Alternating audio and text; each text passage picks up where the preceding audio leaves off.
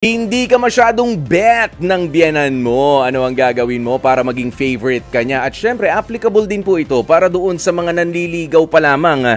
Oo, isama po natin sila. Baka sabihin, Kuya Poy, di ba naman ako Oo, pero parang inaayawan ako nung magulang nung nililigawan ko. Welcome po kayo na magkomento. Yung feeling nyo, magiging biyenan nyo na. Pero sinusungitan kayo.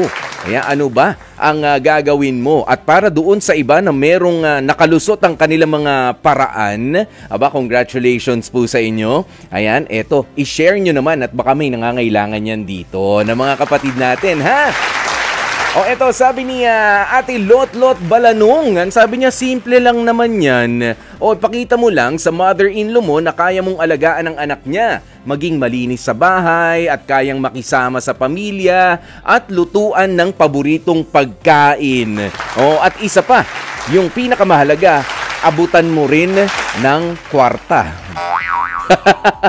Abutan agad ng kwarta no? Sa bagay. Ito, sabi naman ni Ninang Jean Sheila, wala akong gagawin. Hindi importante na maging favorite ka ng biyenan mo. Ang importante, yung anak niya ay nagagampanan yung obligation bilang asawa at ama ng mga bata. Yun lang. Sungit. Hugot na hugot, Jean. Ano nangyari doon, Jean? Ayan, lagyan mo na lang ng smiley para mukhang hindi humugot ng malala, ha? Ayan, si Lynn Garcio, sabi niya, wala. Hindi kasi ako yung klase ng tao na ipipilit ang sarili doon sa taong ayaw naman sa akin. Irerespeto ko na lang siya. Yun ang mahalaga. Uy, may point din.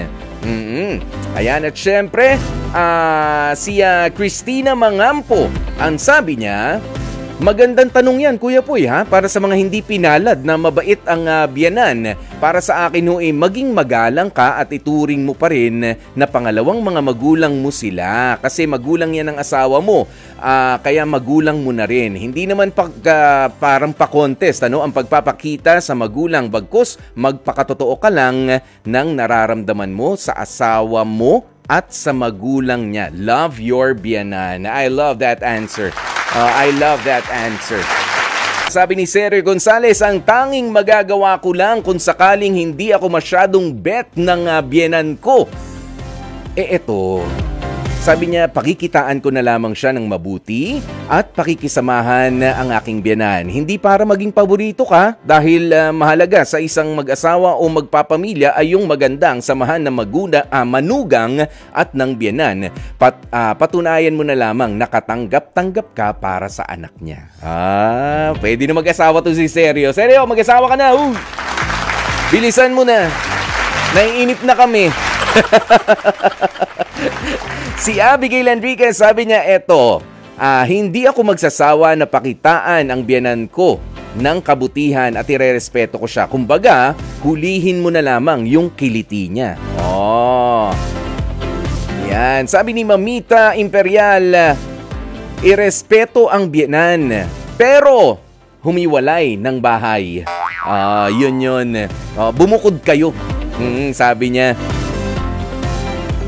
Sabi naman ni Maria Joy Solano, happy to say, Kuya Poy, wala akong biyenan. Talaga. Ayan. Sabi naman ni Marjulie. Si Marjulie, parang si Lord yung sagot sa atin. Sabi niya, wala naman akong sikreto para mapaamo yung biyenan ko. Nilalasing ko lang tuwing gabi. Yun ang mga style, yun ang weakness nila. Ayan, pero sana nga maging weakness nyo na rin, mga kapatid, ang pag-share araw-araw ng ating live stream. At syempre, on air ay laging pagtutok dito sa 92.3 sa FM. Opo, i-save nyo na po. I-save nyo na nga ang ating sa inyong mga radyo, 92.3. Dito tayo sa totoo. Ayan. At syempre, batiin lamang po natin ang maraming mga nakikinig sa atin. Sina Princess John Gabriel, si Richard Mamaril, sabi niya, dalhan mo ng alak at pulutan. Yan, si Ruth Claire Reyes, si Andeng Bongo. Ayan, sina Renny Boy Quejadas. Saan pa? Sina Alma Aranilio. Hello, Kuya Poy. Sharer ako kahit wala akong mas-say sa love question of the day. Thank you, Alma. Oh, pwede namang hindi ka mag-comment. Kung wala ka naman talagang i-comment, pero mag-share ka para makarating dun sa kaibigan mo at sa kaibigan ng kaibigan niya na kaibigan ng kaibigan mo na pwedeng maging jowa mo in the future. Diba? Yung ating broadcast ngayon. Ganyan yun eh. Oo. Kaya share lang ng share mga kapatid ha. Sina Julius Escanilla, okay, dito baba tayo ng konti. Si Marvin, sabi niya, pagka hindi ka bet ng asawa, ng biyenan mo, magpalit ka, okay, sandali. Pagka hindi ka bet ng biyenan mo, magpalit ka ng asawa? Or hanap ka na lang ng ibang biyenan. Huwag ko sa'yo, Marvin. Hindi nyo ako tanggap ha. Teka, may mas mabait na pwedeng mabiyenan dun eh. Ganun ba? Ganun ba? Huwag ko sa'yo. Warlen Romano, nakikinig sa atin mula sa Hong Kong. First time na nakikinig. Thank you so very much, Warlen. Si Aleni Hunko is present. Di ba? Sino pa? Sina Paul Santos. Sabi niya, pagka ayaw sa'yo ng biyenan mo, itago mo na lang yung anak niya. Nako, lalong magagalit kapag ka ganun, ha? Ewan ko sa'yo talaga. Tinago mo si Abigail. Paul, kaya mo. Ayan, si Angel Dayan Alampay. Maraming salamat po sa inyong pagtutok. Ayan, at syempre, eto, meron lamang pong pasabi ang ating napakagaling na direktor dito ang may control nitong camera dito, no, si Direk Joey. Sabi niya mahal na mahal daw ni Direk Joey ang biyenan niya. Sino ba to? Si Direk Joey ba to?